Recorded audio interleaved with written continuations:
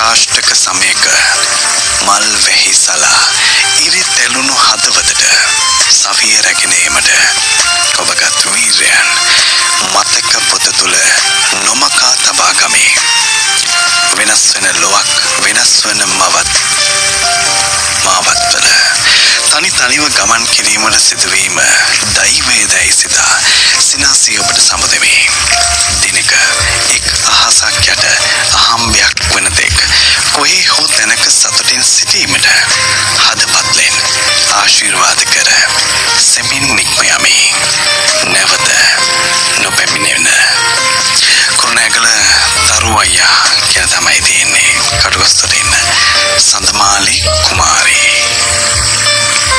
එහෙම තමයි කියන්නේ. ඊට පස්සේ යටින් තියෙනවා අනුෂිකාට මෙහෙම ලියනවා කියලා. කොහොම වුණත් සමහර බැඳීම් සමහර කාලවලදී අපිට කැමැත්තෙන් හෝ අකමැත්තෙන් අත්හරින්නට සිද්ධ වෙනවා. ඒක තමයි ස්වභාවය. ඒක තමයි අන්තරේ හැටි.